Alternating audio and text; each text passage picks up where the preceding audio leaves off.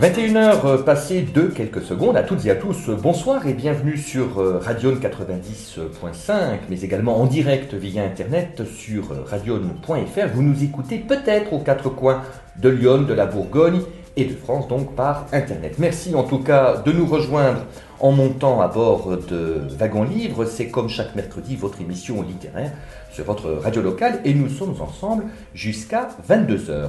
Une heure que nous allons passer en compagnie d'un nouvel invité, bien évidemment. Il est photographe pas professionnel parce qu'il ne se dit pas professionnel, mais il est photographe et ça n'exclut pas le talent. Et ces clichés sont rassemblés dans un livre original et élégant dont nous allons parler ce soir. Benjamin de Grève, bonsoir, merci d'être aujourd'hui devant le micro de Wagon Livre. Eh ben d'abord, merci à vous Yannick Petit de m'accueillir dans votre émission. Alors Benjamin, depuis quelques mois, votre ouvrage intitulé Voltaire Tour, livre 1, un livre auto-édité, disponible dans une, pour l'instant, unique librairie de Lyon, mais on espère que sa diffusion va s'accélérer. Ce livre a toute une histoire. Mais avant de raconter l'histoire du livre, permettez-moi de donner quelques éléments de votre propre parcours. Vous êtes un jeune homme de bientôt 35 ans, vous aurez 35 ans au mois de juin prochain. Est-ce que vous étiez obligé de le dire ?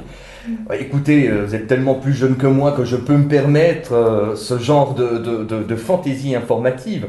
Vous êtes né en juin donc 1982 à Avallon. Actuellement, vous êtes pompier professionnel. Eh oui, je suis pompier professionnel et je voudrais faire un petit clin d'œil à Radion parce que je crois que c'est la première fois que je le dis à un média en fait. Plutôt dans le nord du département. Très prochainement, vous devriez revenir vous installer un peu sur Avallon. Alors, j'habite, on peut le dire, j'habite à Sens, dans le nord du département, mais mes origines et mes racines sont Morvandel. Donc, je reviens habiter dans la Vallonnée dans quelques jours, dans quelques mois. Votre passion pour la photographie est née, alors ça, ce sont des informations que j'ai puisées sur votre site internet en 2003. Je ne vais pas rentrer trop dans le détail des différentes expositions de photographie que vous avez menées, pardonnez-moi Benjamin. En revanche, je convie chacune et chacun à aller sur le www.benjamindegreves où là, il y a non seulement des photos que l'on trouve pour un certain nombre dans le livre dont nous allons parler ce soir, mais il y a également des citations, des photographies des musiciens, parce que vous avez photographié beaucoup de musiciens, des concerts, des photos qui ont connu un vrai parcours, une certaine notoriété hors des frontières de France, mais ça me paraît important pour celles et ceux qui nous écoutent de vous situer un peu, de montrer l'énergie et les différents talents et j'allais dire les différents espaces que vous avez occupés. Alors, il y a eu, là je la mentionne, une exposition, c'était à Sens en 2013, intitulée Porno, comprendre pour ouvrir le regard vers de nouveaux objectifs, porno. À l'automne 2016, une exposition, s'il vous plaît, à l'orangerie du château de Voltaire, à Ferney-Voltaire, donc c'est le pays de Gex, c'est dans le département de l'Ain. Et on en arrive, en ce début d'année 2017, à ce livre, ce Black Book, comme l'appellent certains de vos amis, ce livre à la couverture noire, j'ai dit dans mon introduction livre élégant, le Voltaire Tour. Alors le Voltaire Tour, c'est un livre, c'est un recueil de photographies, de textes, et il faut, Benjamin de Grève, que vous nous expliquiez le point de départ de ce livre, car il a une histoire à la fois douloureuse, mais très excitante d'un point de vue humain. Le vrai point de départ, on pourrait dire qu'il est placé en Bretagne, à côté de Concarneau, au Cabellou exactement. Parce que c'est de là que le fauteuil est réellement parti. C'est la première fois que je l'ai vu dans ma vie, et je n'avais pas forcément fait de photos avec, et c'était pas au programme. C'est ma fainéantise qui a fait qu'en fait un jour j'étais avec ma maman qui m'avait annoncé qu'elle était malade sur une route du Morvan. Pour préciser un petit peu, c'est la route du Mai qui est à côté de Marot. Et je n'avais pas déchargé le fauteuil de la voiture. Et je me suis retrouvé ici avec mon appareil photo, ma maman qui était en balade avec moi, un super soleil et cette route et ce fauteuil. Et j'ai dit, ah attends, on va s'arrêter 5 secondes, on va faire une photo. Et on a déchargé le fauteuil. Elle s'est installée et on a fait une photo et tout est parti d'un coup. Alors il y a une photo de votre maman assise dans ce beau fauteuil Voltaire rouge. Il y en a d'autres sur votre site où vous êtes un petit peu en recul par rapport à elle, sur cette route, effectivement, où vous semblez... c'est assez surprenant, cette image, la mère assise dans une position très royale, très confortable, et le fils debout qui veille sur elle. Et effectivement, cette expression de Voltaire Tour, c'est Jocelyne, c'est le prénom de votre maman, disparue, qui n'a pas vu ce livre. Elle n'a pas vu ce livre, elle ne connaît pas son portrait et n'a jamais vu la photo. Comme ça, les choses sont claires. C'est que c'était une volonté de sa part. On discutait et il n'y avait pas forcément de projet bien établi dès le départ. Mais il y avait une phrase qui était très importante, et d'ailleurs elle est dans le livre, c'est « Va jusqu'au bout, allons jusqu'au bout, faisons tout jusqu'au bout ». Et nous avons été jusqu'au bout. Pour nous apercevoir d'ailleurs, et je le cite dès le début du livre, qu'au bout, il n'y a rien. Alors évidemment, vous avez délibérément, je le suppose, placé la photo de votre maman à l'extrême fin du livre. Il y a d'autres personnes qui ont été voltairisées, des personnes connues, des inconnues, on y reviendra bien sûr au cours de l'émission.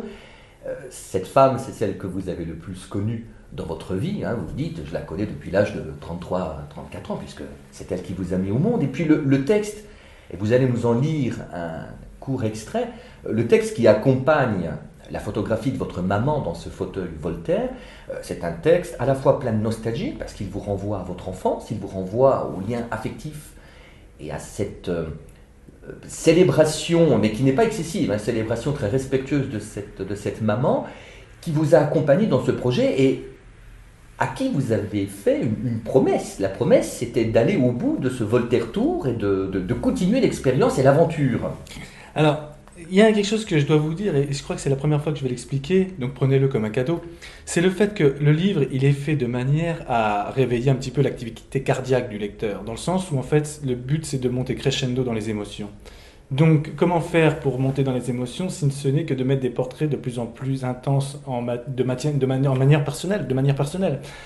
C'est pour ça qu'à la fin d'ailleurs, vous verrez des portraits où il n'y a plus de texte, simplement une phrase. C'est pour permettre au lecteur d'aller jusqu'à la fin du livre pour se reposer.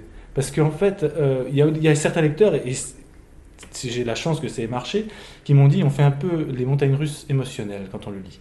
Et j'ai trouvé ça merveilleux, parce que c'est ce qu'on vivait tous les jours avec ma maman que j'accompagnais qui était malade. Alors est-ce que, Benjamin de Grève, je peux vous demander de nous lire, ce n'est qu'un passage, mais je le trouve significatif, parce que je voudrais aussi que vous nous parliez de votre enfance, parce qu'on ne se libère aussi jamais de son enfance et de ses parents, bien évidemment. Si vous permettez, je vous lis un petit passage qui me ramène rue des Fusains à Avallon. D'accord ? C'était là où j'ai grandi, il y avait des terrains de jeu et tout ça, et je me rappelle de ce canapé qui avait les coussins troués. Et pour vous dire que je me rappelle de certaines choses. J'ai le goût encore de sa cuisine sur mon palais, l'odeur de son parfum devant les dessins animés. Les goûters accompagnés d'un verre de lait, la saveur de son recyclage de pain en gâteau, et ce Game Boy qu'elle m'avait offert en se privant. Resteront jamais des photos imprimées que je n'aurai jamais prises. Elle me demande dans ce court exposé de faire un coucou à ses soignantes, ses infirmières et toute autre personne qui se reconnaîtront, comme elle le dit, qui, selon elle, ont eu le mérite de la supporter. Et dans ce texte, je me joins à elle. Je crois savoir, merci Benjamin pour cette lecture, je crois savoir que vous avez fait des photographies de votre maman dans le fauteuil Voltaire, dans les couloirs de l'hôpital, c'est-à-dire qu'elle a réussi à quitter la chambre 413. Ah, la chambre 413, exactement. Je peux même vous raconter une petite anecdote qui est assez souriante. Enfin, souriante, tout est relatif parce que ça dépendra comment on prend l'arrivée de la mort en fait. Il y avait une femme psychologue qui est venue me voir pour discuter et essayer de voir si j'allais pas bien ou si j'allais bien. Et je me rappelle la réflexion que je lui ai faite, je lui ai dit, écoutez, si on discute 1 heure, c'est vous qui allez me devoir 70 €. Et elle m'a dit, je comprends pas ce que vous dites. Et je dis, attendez 5 minutes, je reviens. J'ai été chercher tout le matériel photographique, le fauteuil, je l'ai posé. Et même les soignantes qui étaient là ont participé à cette petite photo parce qu'en fait, je voulais faire un clin d'œil à toutes ces femmes, ou ces hommes bien sûr, mais bon, là c'était la fête des mères. Je voulais faire un clin d'œil à toutes ces femmes qui, pendant la fête des mères, étaient en train de s'occuper de celles des autres. Vous êtes bien sûr soucieux de l'humain, alors, de par aussi le métier. Vous protégez des vies, vous en sauvez autant que faire se peut. Ce livre, c'est un grand chant d'amour à ceux qui sont disparus. Nous sommes tous confrontés à la perte, et vous l'écrivez d'ailleurs par rapport à votre maman. La seule certitude que nous ayons, c'est que nous devons un jour disparaître. Nous ne savons pas quand, tant mieux, peut-être. Que celui qui a la preuve du contraire me jette la première pierre. Tout simplement. Je crois que c'est la seule certitude, et d'ailleurs, je peux dévoiler un petit peu des choses de l'exposition. L'exposition, elle est mobile, mais à un moment donné, elle s'arrêtera. Et en fait, normalement, le visiteur des expositions que j'ai pu faire autour du Voltaire Tour, et celui qui lira le livre, devrait comprendre que c'est sa seule certitude et qu'elle est universelle. Et j'aime bien aussi cette manière dont vous présentez Jocelyne, vous rapportez certains de ses propos. Citation, on ouvre les guillemets, point, fermez les guillemets, et entre parenthèses, Jocelyne. C'est très amusant d'ailleurs. En plus d'appeler sa maman Jocelyne, tous les fils ne désignent pas leur maman par son prénom. Alors, moi je ne l'appelais pas Jocelyne, mais si on dévoile tout de suite ici à la radio, je suis pas sûr que le lecteur ait vraiment envie de s'approprier le livre. D'ailleurs, comme je le dis souvent, le livre ne m'appartient déjà plus, en fait. Il appartient au lecteur. Il devra en prendre possession, en faire qu'un avec le livre, en fait. Et la citer, c'est parce qu'elle voulait exactement que je la traite de la même manière que les autres portraits. C'est-à-dire, il y a eu un entretien, une photo, il y a eu l'écriture du récit, que là, par contre, pour le cas, elle n'a pas voulu voir. Et ce que j'aime, c'est la phrase d'elle que vous rapportez. Jocelyne, votre maman, dit dans le portrait que vous faites d'elle, à être rancunier, c'est à soi que l'on fait du mal. Il y a des choses plus belles que la rancune. Et pour moi, j'y vois une portée complètement christique dans cette parole. Le pardon, christique. Demande de pardon. Je ne crois pas qu'il y ait besoin que ça soit christique pour pardonner, mais plutôt spirituel, une démarche. Vous savez, quand elle est tombée malade, la première chose qu'on a fait, c'est on a supprimé la télé. Alors les gens me disent, mais pourquoi ? Parce que à la télé, on voit des belles choses que pour certains n'accéderont jamais, des vacances de rêve, des images, des belles voitures et tout ça. Quand vous avez une petite dame qui gagnait sa vie modestement, puis qui voit tout ça, moralement, comment ça se passe ? Moi, j'ai compris tout de suite que si on enlevait tous les éléments qui permettaient à son esprit de se libérer, on irait un peu plus loin. Donc on a fait ça, on a supprimé les comptes de réseaux sociaux, et en fait, on a ramené des livres. Et ce qui est assez rigolo, c'est qu'elle s'est mise à dévorer les livres, et c'est rigolo d'avoir fait un livre, justement, de manière vorace. Elle lisait 2, peut-être 3 livres jour, ça pouvait lui arriver quand elle était en forme. Donc, et là, elle a libéré son esprit, et je crois que ça lui a permis, à un moment donné, non pas d'oublier qu'elle était malade, mais de ne pas y penser.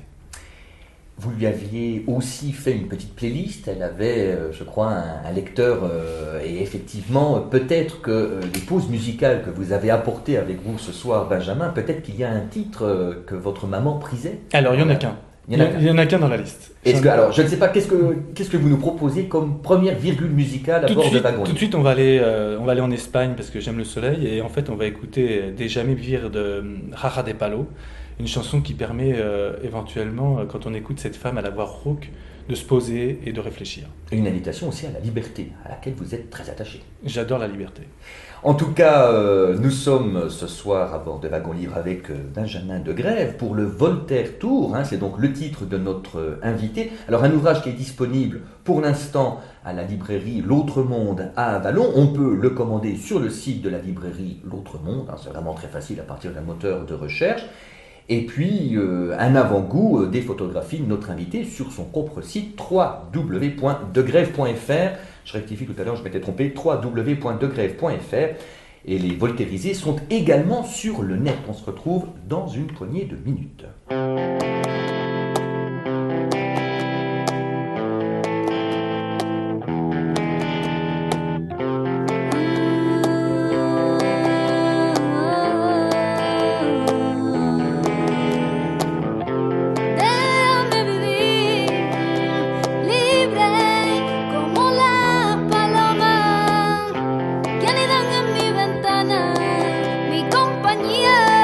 Cada vez que tú te vas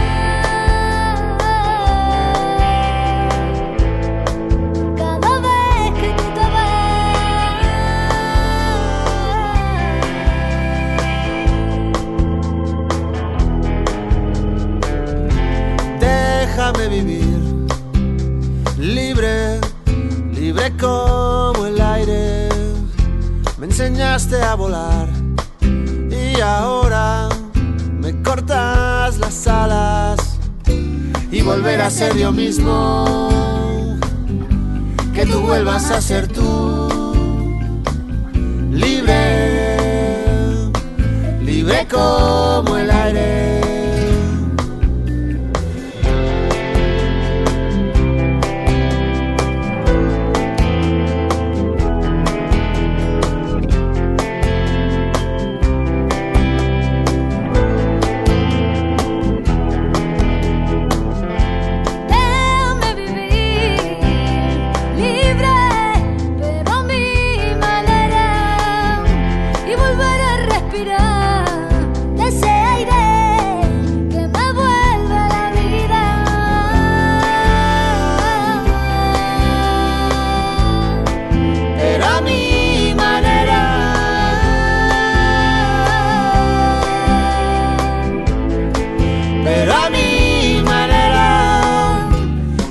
A ser yo mismo, que tú vuelvas a ser tú, libre, pero a tu manera, y volver a ser yo mismo, que tú vuelvas a ser tú, libre, libre como el aire.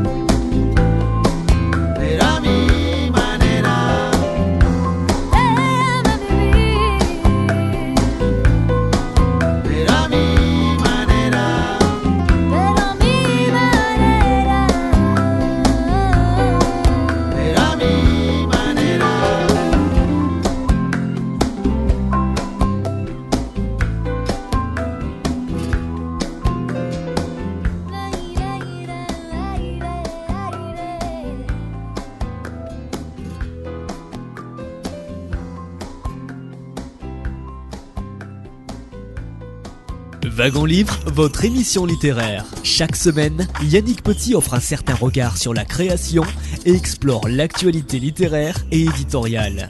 Wagon Livre, en direct chaque mercredi à 21h sur Radion et radion.fr. Proposé et présenté par Yannick Petit, archives et podcast sur yannickpetit.fr.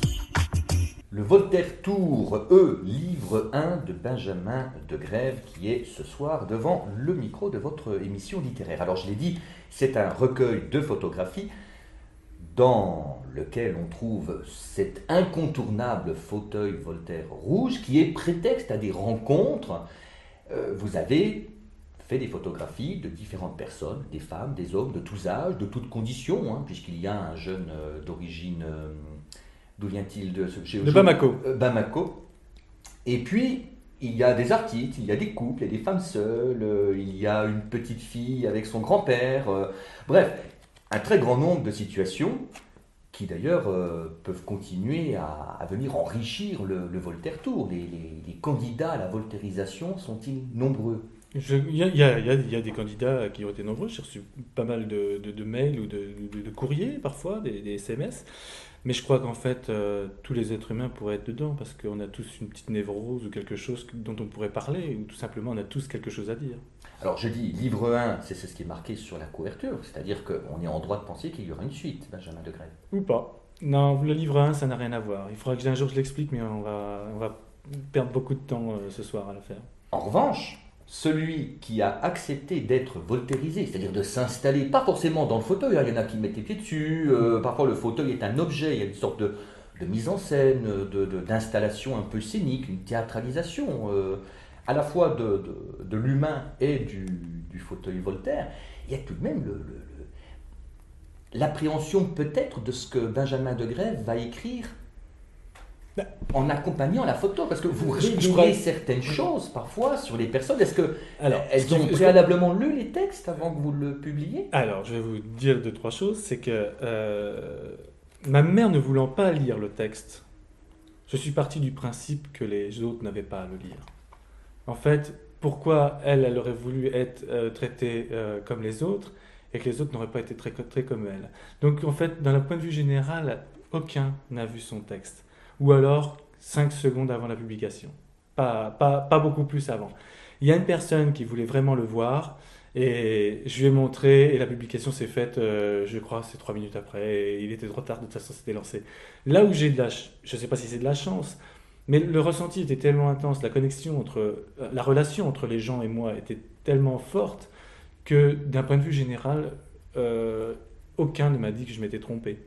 Mais il n'y a pas forcément eu que des facilités. Si vous prenez par exemple un portrait comme celui d'Elsa, il a été compliqué à faire parce que pour les gens c'est très difficile de dire qui ils sont en fait. En parlant d'eux, en disant je suis, c'est très compliqué de se dévoiler. Parce que moi, je vous avais dit lorsqu'on s'était rencontrés, bon, que le psychanalyste, il allonge les personnes sur un divan, il les fait parler. Vous faites parler les gens, vous les allongez pas sur un divan.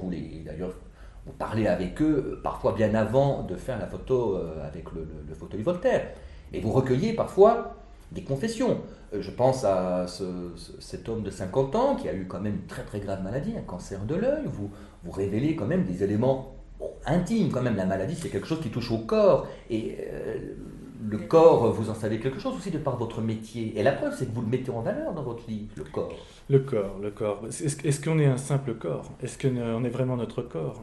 Est-ce qu'avant d'être notre corps, on n'est pas notre tête, notre esprit? Donc, vous voyez, quand vous parlez de Christophe, parce que c'est de Christophe dont vous parlez, je l'ai vu il y a un mois, et vous ne pouvez pas savoir ce qu'il était content de se procurer le livre, et en fait, de l'avoir, parce qu'il était le livre, dans le sens où en fait, chacun des portraits qui sont dedans sont la matière du livre. Sans eux, comme je le dis dès le début du livre, il n'y aurait pas de livre.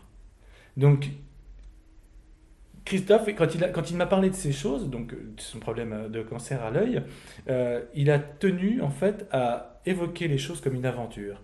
Et le livre, que ce soit le livre comme il est là, les expositions, ou la maladie de ma maman à l'époque, a été une aventure. Tout simplement. En tout cas, la photo de Christophe, elle est très jolie, avec le fauteuil Voltaire sur lequel repose rutilant le casque de pompier. À la limite, c'est le seul clin d'œil à la profession que vous exercez et dont vous ne voulez pas tellement parler en fait. Parce qu'avant l'entretien, avant l'enregistrement de cette émission, Benjamin Degrève, vous ne vouliez pas que je mentionne que vous étiez pompier professionnel, ce qui m'avait beaucoup surpris. Il pose sa question. En fait, j'ai fait le choix de me séparer des choses. C'est-à-dire que vous avez votre métier, qu'on peut prendre alimentaire, mais bon, pour être pompier, je crois qu'à un moment donné, il faut en avoir envie. On ne devient pas pompier si on n'a pas envie. Même la personne qui irait en reculons sapeur-pompier, s'il le fait, c'est qu'au fond de lui, il a quelque chose d'altruiste. Donc à partir de ce moment-là, le pompier correspond à ce que j'ai fait, d'aller vers les autres, d'aller les aider ou de les écouter tout simplement. Pourquoi j'en parle pas? Parce que j'ai fait le choix de séparer mon métier et mes loisirs, tout simplement. C'est-à-dire que je ne veux pas tout mélanger. Oui, mais cher Benjamin, à partir du moment où on a un site, bon, aujourd'hui tout le monde est un peu googlisé, du moment où on fait quand même quelques plateaux télé sur France 3, Champagne-Ardenne, moi je les ai vus, les vidéos. Pas le dire. Mais si, attendez, c'est du média. Je veux dire, pourquoi rester dans l'ombre Dans l'ombre du feu. Non, c'est pas mal.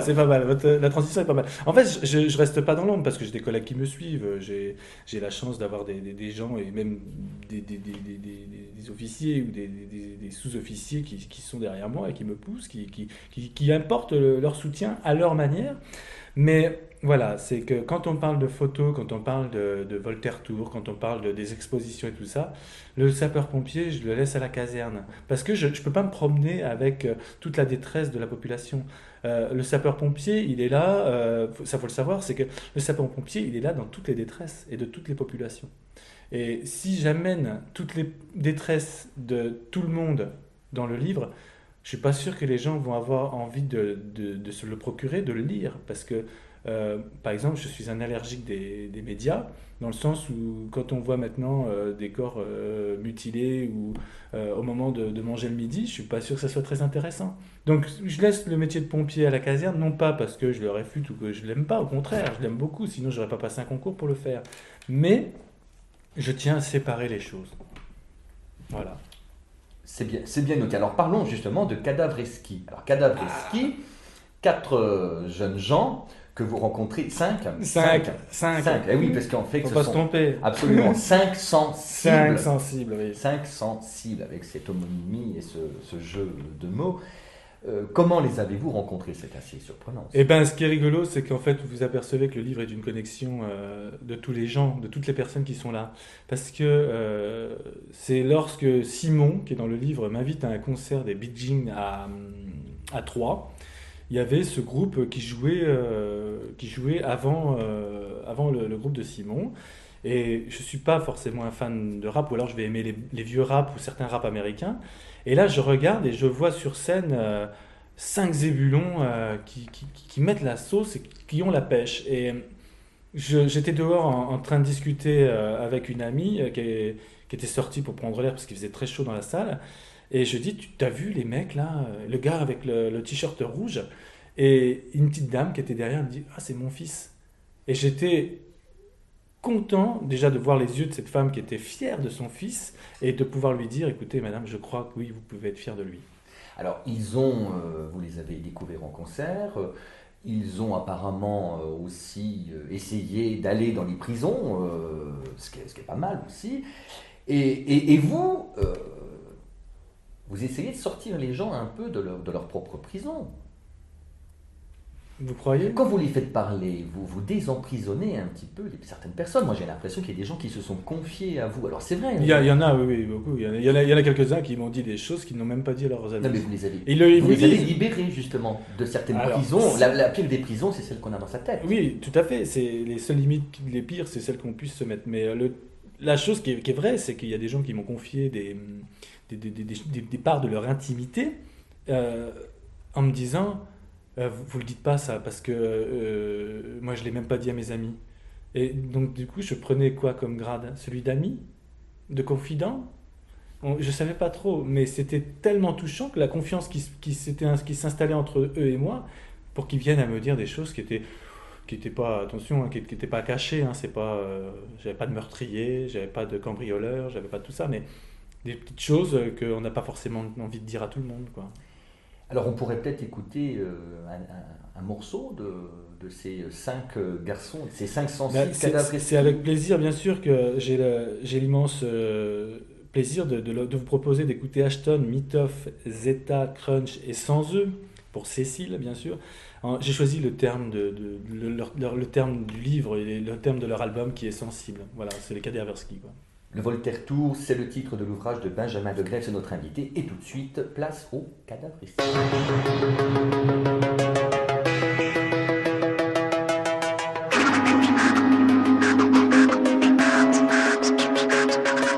Aussi si t'es sensible, et essentiel bleu, tu te sentais invincible. T'en devenais sérieux, t'as pas la fin des sigles. T'aimes pas la fin des cycles, c'est pas la fin du film. Ne pars pas, ne fais pas l'imbécile. Ne te cache pas, ton pote est là, montre tes larmes. T'as plus le choix, t'es pas faible si t'as pas les armes. Ouvre-toi si on t'enferme, ne reste pas dans les heures. Tu stresses pendant des heures, incapable de l'affirmer, coupable de la fermer. Pourquoi t'enfouis tes sentiments? Tu t'entêtes à faire n'âme, pour moi tu t'enfuis gentiment. Tu fais le dur pour la société, besoin de stabilité, manque de sensibilité, personne n'est sensibilisé. Ces sensibilités que je m'en vais cracher sur leur tombe. Du sang sont ces fétalités, pour la cible je n'ai pas la bombe. Pour la suite ce n'est pas la peine, on verra bien où ça mène. Si l'homme est sensé, il montrera aux autres sa peine.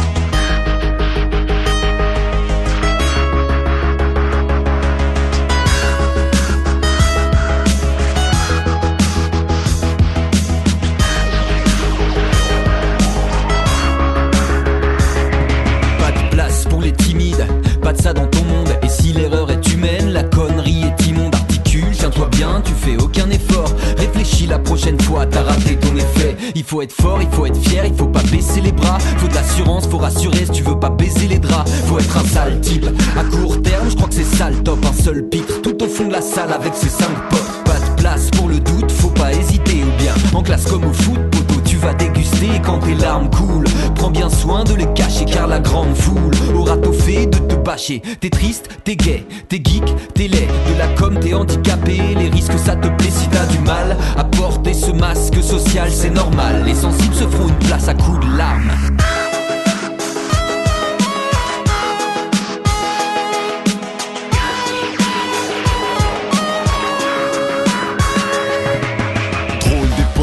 Les crocs sont sortis, l'écran d'arrêt en son, les crasses dans les orties, l'ego ne s'en sort que s'il s'endurcit à tort. J'ai placé le sensible en sursis, j'ai paradé sans cœur juste pour faire comme cracher, pisser sur mes pleurs pour devenir un homme, un vrai, un dur, un Golgoth en béton, un pur gogol, que plus rien ne fait béton. Disques en main, ça dit ce qui cogne, coupe court au discours mais dis ce qu'il donne, peu ce qu'il pense ce qu'il peut, peste questionne lorsqu'il pleut.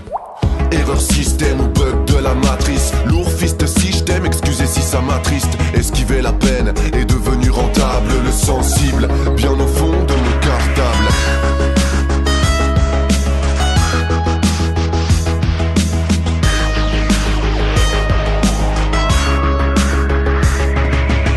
Les rudes, je veux les couler, loup des rues, à fouler dru, joue des coudes, suis les codes et loue les durs. Bois la lacune, gueule au goule, voit l'écume, et si l'œil dégueule, c'est que la goule est coulée dessus. Les sentiments se troquent, compte 10 centimes de crack, comprend le ciment colmate, compte en plein grimeux de sale con. Ça vous déculte, à des brutes, à la fuve, là les cas d'études.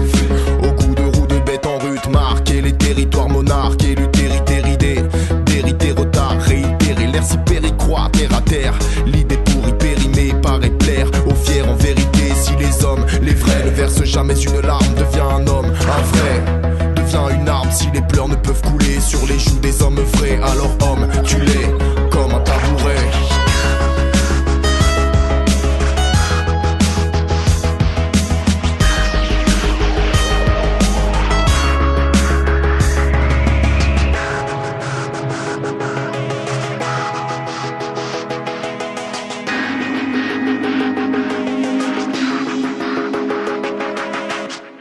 Vous avez manqué le début de ce 290e numéro de Wagon Livre, et vous pouvez le retrouver dès demain matin en ligne sur le site d'archives de l'émission, le www.yannickpetit.fr. Et puis surtout, je suis très heureux d'avoir Benjamin de Grève avec nous pour Voltaire Tour, livre 1. Recueil de photographies en couleur, elles sont toutes en couleur, hein, il faut le dire, alors qu'il y en a en noir et blanc sur votre site, Benjamin. Ce qui est rigolo, c'est que vous le soulignez, il y a très peu de gens qui l'ont souligné, alors que dans certaines expositions, et avant ce Voltaire Tour, je ne mettais que des photos noir et blanc.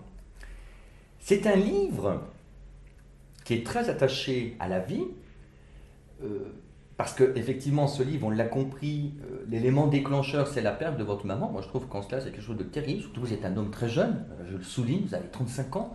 Et à 35 ans, on a parfois envie d'être épaulé ou que ses parents puissent nous accompagner dans l'existence. Vous savez, je vais vous dire quelque chose de très, très, très sincère. Je crois que le plus dur, c'est pas le fait de perdre quelqu'un, c'est de se rendre compte que dans certains événements importants, la personne ne sera pas là. Après, le fait d'avoir perdu quelqu'un, c'est comme je le disais il y a quelques minutes, tout dépend du rapport que vous avez avec la mort. C'est juste ça. Le plus dur pour moi aujourd'hui, je suis très sincère, sera les dates importantes, quand j'achète une maison, ou si un jour j'ai des enfants, si un jour je me marie, c'est ces dates-là qui vont être marquantes. Mais en aucun cas, je me morfondrai dans de la tristesse, pour la simple et bonne raison, c'est que déjà, la personne ne l'aurait pas voulu, ma mère ne l'aurait pas voulu. En tout cas, si je vous suis bien, c'est pas la perte qui est le plus grave, c'est l'absence. Ah oui, largement. Alors, arrêtons-nous sur une figure haute en couleur dans votre ouvrage, Benjamin de Grève. C'est un chanteur, un comédien, né dans le Morvan, point commun qu'il a avec vous, au niveau des origines. Et c'est quand vous dites une personne haute en couleur, vous pouvez même dire en taille. Quand vous parlez de Raphaël, quand vous voyez ce monsieur qui fait peut-être 2 mètres, je ne sais pas, qui est immense et qui en fait, on pourrait croire qu'il est imposant de par sa carrure et tout ça, puis qu'en fait a un fond extrêmement gentil. Alors physique impressionnant tout de même. Ah, il est carré, le monsieur est carré. Vous nous parlez un petit peu de la rencontre avec ce personnage pittoresque. Raphaël Thierry, c'est génial ce qui se passe, parce que j'ai connu les Faubourgs de Boignard dans le groupe dans lequel il jouait magnifiquement bien de la cornemuse, dans lequel il chantait, d'ailleurs c'est un titre que j'ai choisi pour tout à l'heure. Et je me retrouve à Nantes, je ne l'avais pas vu depuis quelques temps, on s'installe à une terrasse de café, on mangeait un croque-monsieur frites, et je crois reconnaître quelqu'un à la table d'à côté, je demande mais c'est pas monsieur truc, et la personne qui était avec, elle me dit non, c'est pas lui, mais nous on tient un théâtre, et elle me tend un flyers de la pièce de théâtre qui était jouée dans leur théâtre ce soir-là, et qui je vois sur ce flyer, Raphaël Thierry. Je me retrouvais quelques années plus tard de la première rencontre dans un concert, à Nantes, plus tard, à revoir Raphaël Thierry d'une manière, est-ce que hasard ou pas, je ne sais pas, parce que je ne crois pas trop au hasard, mais en tout cas, je revoyais avec plaisir ce géant, quoi. Oui, justement, en fait, ce Voltaire Tour, c'est l'histoire. Alors, c'est amusant, c'est quelque chose que les surréalistes aimaient énormément, c'est le thème de la rencontre. Mais vous, le hasard, vous n'y croyez absolument pas. Non, il n'y a pas de hasard. Bien sûr que non. En fait, vous feriez vôtre la phrase de Paul Éluard, il n'y a pas de hasard, il n'y a que des rendez-vous. Ah, mais je suis 100% garant de ça. Éluardien, alors. Non, mais je suis fervent de ce genre de pensée. Regardez, on est là, on s'est rencontrés par l'intermédiaire de quelqu'un qui vient parler, vous découvrez mon livre, et ainsi. Si j'avais pas fait le livre, on serait pas en face. Donc tout a une cause et une conséquence, tout a une résonance en fait dans la vie. Concernant Raphaël Benjamin, j'aimerais que vous nous parliez de cette photographie que vous avez faite de lui, qui a connu une postérité assez remarquable. Ah, faut pas le dire. Pourquoi allez, on va crâner. C'est parti. Vous êtes très attaché à la liberté et d'un côté, vous ne voulez pas dire les choses. C'est incroyable, c'est de la pudeur. On va le dire. En fait, j'ai eu la chance que Raphaël monte les marches du Palais des Festivals pour un Cannes. Hein, il peut crâner lui aussi. En fait, la personne qui s'occupe de lui en matière de communication m'a demandé une illustration de quelques photos de Raphaël, parce qu'elle savait que j'en avais, que ce soit sur scène ou dans le cadre du Voltaire Tour. Et chance ou pas chance, je sais pas, c'est peut-être du travail aussi. Et la photo qui a été choisie par Paris Match, on peut le citer, c'est trop tard, c'est fait, qui a été choisie, c'est la photo de Raphaël au Voltaire Tour à côté de Palette, comme ça, qui était à Villeneuve-sur-Yonne, je me souviens de cette photo. Et dans le portrait que vous faites de Raphaël, j'ai noté cette phrase, Benjamin Legrève. Le bonheur, c'est déjà de le vouloir. Alain, permettez-moi, je trouve que c'est un peu facile comme recette. Vous croyez que vouloir le bonheur, ça l'appelle dans nos vies? Les gens, ils aiment se plaindre. Ils aiment s'enfermer dans une espèce de Calimero là, qui a toujours sa coquille sur la tête. Ce qui est rigolo de cette phrase, c'est que je me rappelle où est-ce qu'elle était et à quelle occasion je l'ai vue pour la première fois. Elle était sur le mur lorsqu'on a fait une photo ensemble avec Raphaël. Elle était sur le mur derrière et j'ai trouvé ça magnifique de l'avoir taguée sur un mur. Le bonheur, c'est déjà de le vouloir. Beaucoup de gens veulent être heureux sans faire aucun effort. Aujourd'hui, les gens veulent tout sans faire aucun effort. Même faire des efforts, ils veulent le faire sans effort. C'est ça, c'est fabuleux. Être heureux, ça veut dire travailler travailler dans le sens, travailler peut-être sur soi pour être heureux. Être heureux, c'est déjà avec soi. Alors, je vais abonder dans votre sens avec cette citation de Jacques Prévert. Cette année, on a parlé de la mort. Mais cette émission n'a pas un caractère grave, au contraire, je crois qu'elle est... Rien de morbide. Exactement, je crois qu'elle est très enjouée. Je crois que justement, ce livre est un sursaut. Plein d'enthousiasme. Votre livre est un sursaut, justement. C'est une prise de conscience. Et Jacques Prévert nous a quittés en 1977. Donc cette année, nous commémorons le 40e anniversaire de la disparition de Jacques Prévert. Et Jacques Prévert disait, là je reviens au bonheur, Benjamin Legrève, il faudrait essayer d'être heureux, ne serait-ce que pour montrer l'exemple. Ça doit vous plaire, ça. C'est ça. Faites les choses, peu importe ce que l'on va vous dire. L'important, c'est que c'est à vous. La première personne à qui ça doit plaire, c'est vous-même. Alors je vais vous embêter parce qu'une fois de plus, et vous taquiner, vous n'aimez pas trop que l'on insiste sur le fait que vous apparteniez à un beau et noble corps professionnel qui est celui des pompiers professionnels. Mais il est question, il y a quelqu'un qui a eu affaire à un incendie dans le livre. C'est Nicole. Ah oui, il n'y a pas de hasard. Là. Ah oui, là, il y a... Et j'ai pas fait cette intervention, pourtant c'est sur le secteur de là où je travaille. Mais oui, c'est énorme. Et j'ai vu la maison pendant les travaux, et je viens de voir la maison il n'y a pas si longtemps avec les travaux finis. Et je peux vous dire que c'est une femme, je vais essayer de ne pas faire de vulgarité, mais elle en a. Et il y a cette phrase absolument charmante, mais il faut que vous nous vous expliquez ce qu'il y a derrière. Je vous cite, Benjamin de Grève. C'est écrit. Je suis prêt, scripta allez-y. Nicolas vu mon derrière pendant 2 mois à 11h25 précise tous les jours. Eh ben oui, il arrive dans la vie où on a aussi des péripéties, et j'ai eu une péripétie qui m'a demandé des soins, et du coup elle était devenue mon infirmière privée pendant 1 mois, 1 mois et demi. Donc si vous dévoilez tout de même certains aspects un petit peu intimes ou personnels des personnes qui sont voltairisées, qui acceptent de jouer le jeu, enfin je ne sais pas si c'est un jeu d'être voltairisé, c'est peut-être beaucoup plus profond, ça engage l'être. Très honnêtement, plus qu'on ne le pense. il y en a peut-être qui l'ont pris comme un jeu ou comme un truc rigolo, mais je pense que la majorité des gens qui sont dedans l'ont pris comme quelque chose d'important. Non. Alors pour moi, je ne pourrais pas dire que je suis sûr, on n'a qu'une seule certitude, mais en tout cas pour eux c'était important de le faire. Alors, est-ce que c'était à travers mon regard? Est-ce que c'était à travers leur propre introspection? Je sais pas. Toujours est-il que quand je cite, par exemple, cette aventure avec Nicole, c'est pour situer un petit peu le degré d'intimité avec la personne. Et si vous regardez bien dans chaque portrait, j'essaie de citer une petite chose qui me rattache à la personne. Parce que parler juste d'une personne en disant, bah oui, il a vu quelqu'un de sympa, il en a parlé, je trouverais ça pas très intéressant. Par contre, de dire, bah voilà dans quelles conditions je l'ai rencontré, voilà comment ça s'est fait la première fois qu'on s'est vu, je trouve que ça devient intéressant pour le lecteur et du coup, il se met à ma place. Et puis, vous ne vous épargnez pas vous-même. Vous n'hésitez pas à dire que vous pleurez, que parfois vous picolez, parce que vous, à la fin, vous expliquez aussi que merci des bières.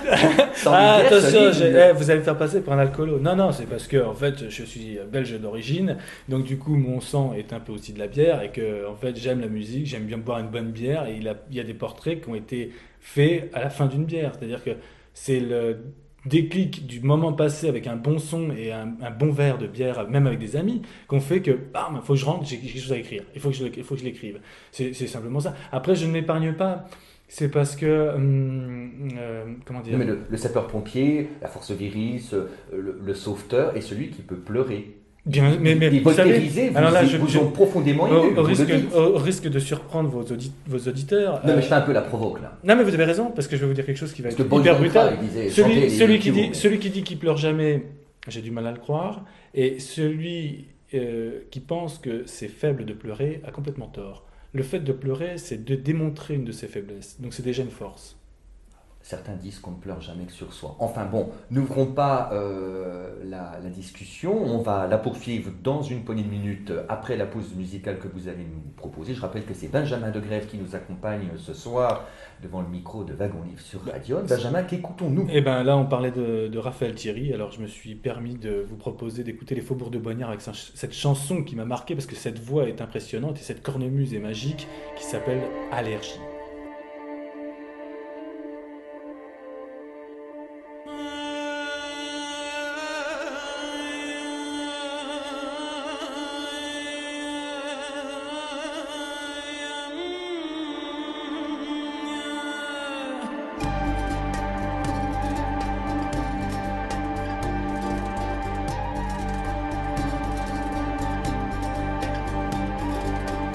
Tous les jours, compter les morts.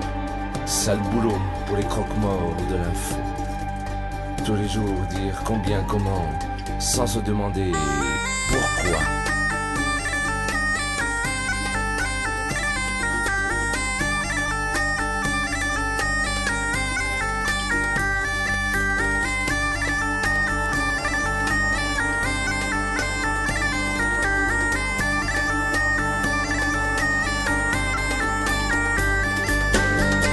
Les médias se baignent dans le sang, délaissant l'essentiel, s'abreuvant au coups tranchés, aux ventres ouverts au soleil, mais ne lèvent pas le voile. Les femmes qui pleurent leurs enfants à visage découvert n'ont plus rien à cacher. Mais nous, oui, une guerre mal digérée, sans nom, qui nous empêche d'agir, mais pas de dormir.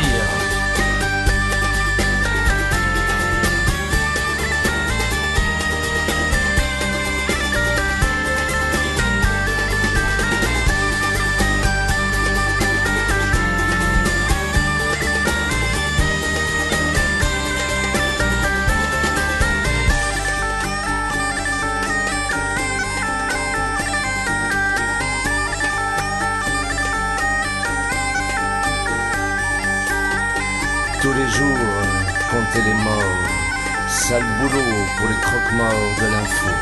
Tous les jours, dire combien, comment, sans se demander pourquoi.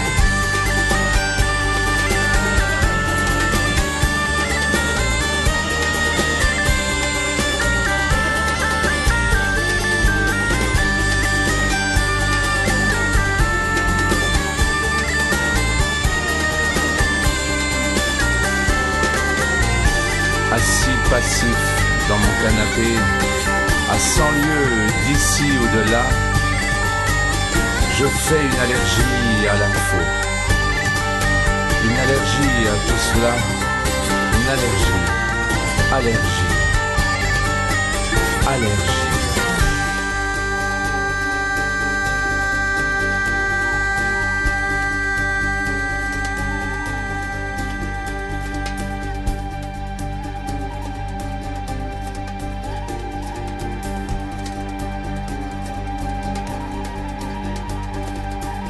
Tous les jours, compter les morts, sale boulot pour les croque-morts de l'info. Tous les jours, dire combien, comment, surtout, sans se demander pourquoi.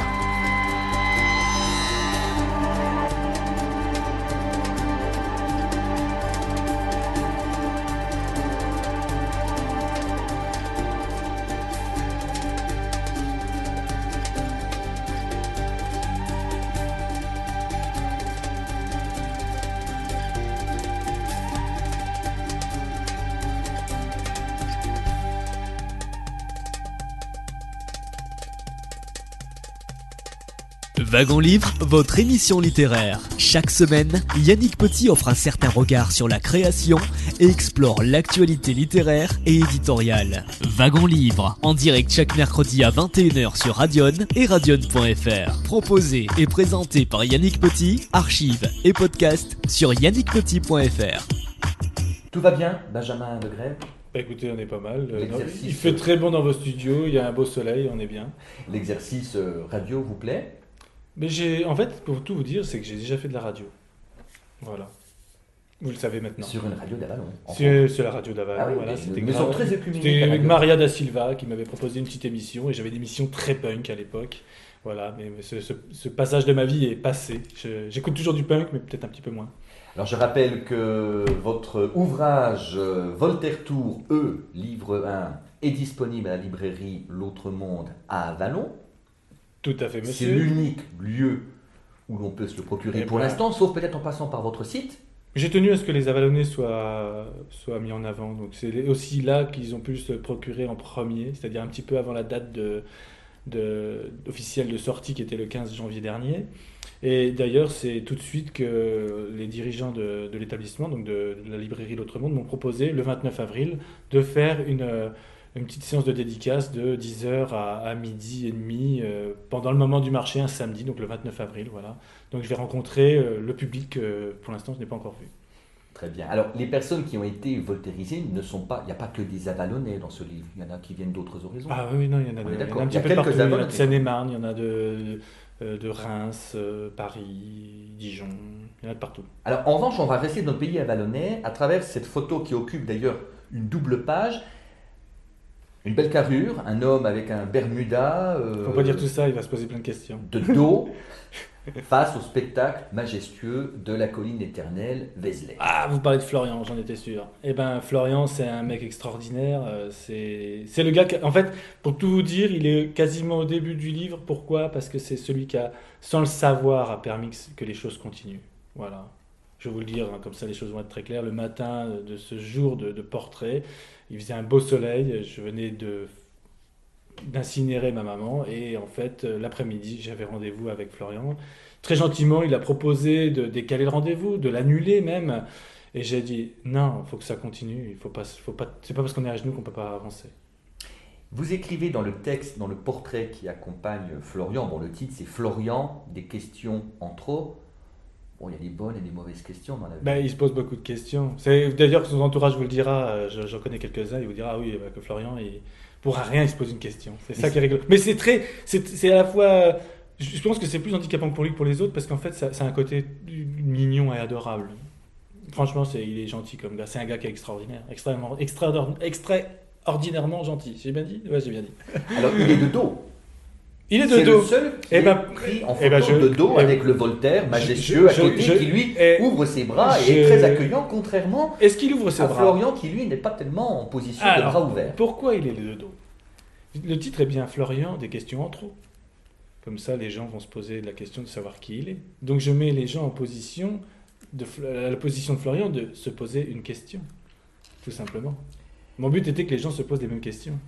Je voudrais tout de même m'arrêter un peu parce que nous sommes à bord d'une émission littéraire et votre livre, c'est le dosage assez subtil de l'image avec un texte complémentaire qui apporte un éclairage psychologique, intellectuel, métaphysique, parce qu'il y a parfois cet aspect-là qui transparaît. J'adore la métaphysique.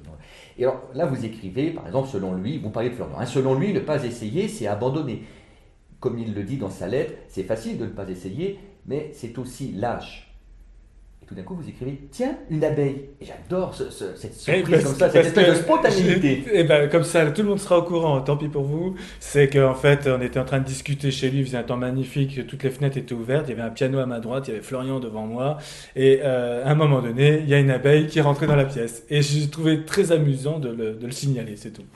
On peut parler un peu de votre grand copain Heathcliff, qui lui aussi bénéficie d'une double page. Alors c'est parce que l'aventure était merveilleuse, on est dans un lieu abandonné où probablement il y avait un dépanneur de télévision. On a le même amour, lui et moi, pour la télévision, c'est-à-dire qu'on n'aime pas extrêmement ça. Et oui, là, vous êtes plein d'ironie, hein. Ah oui, la photo est ironique, et d'ailleurs on le dit, hein, est-ce que la télé n'est pas une arme?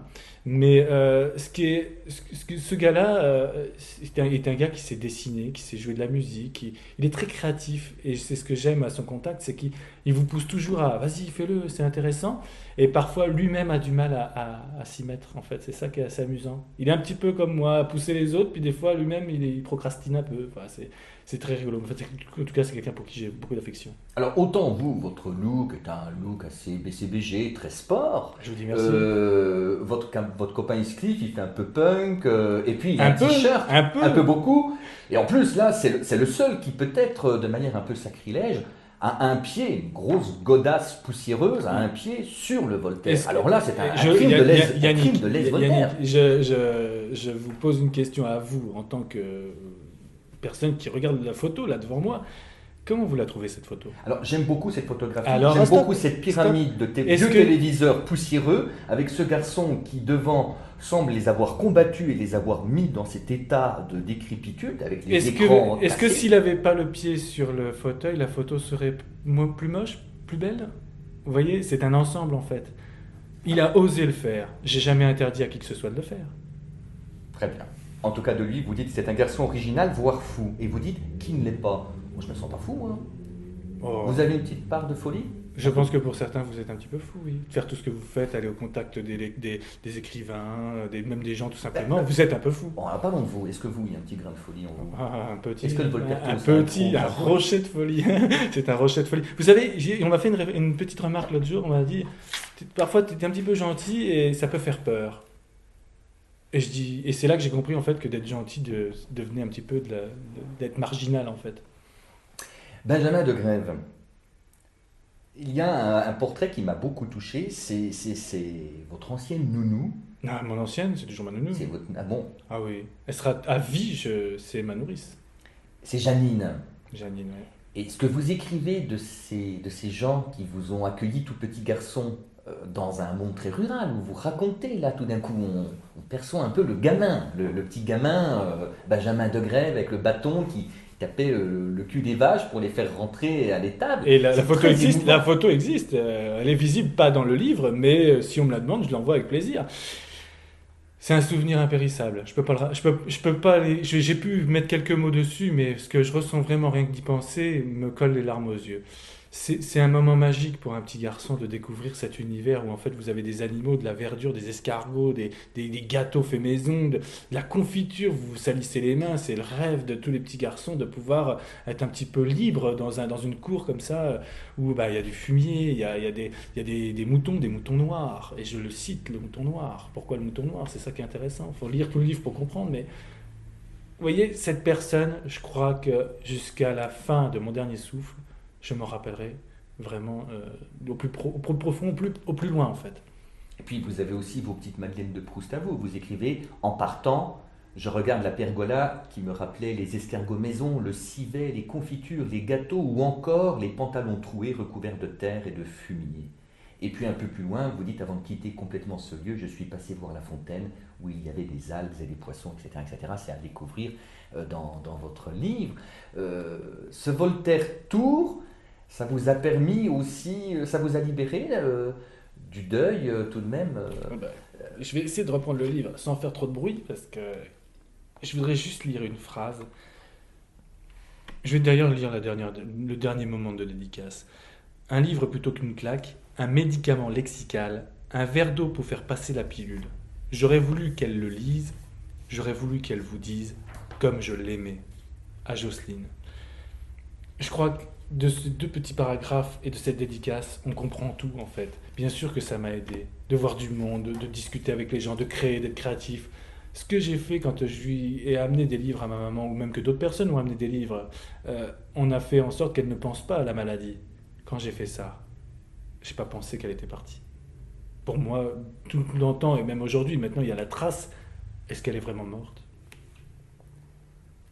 Un ouvrage à découvrir prochainement, à feuilleter dans un premier temps, à apprécier, s'imprégner des souvenirs de son auteur et des portraits de ceux qu'il brosse, de ceux qui ont consenti à se laisser voltairiser et qui figurent désormais dans ce livre 1 du Voltaire Tour, intitulé en sous-titre eux. Voilà. En tout cas, merci Benjamin Degrève. C'est une émission originale. Je ne suis pas habitué à parler autant de photographie. C'est difficile dans une émission de radio.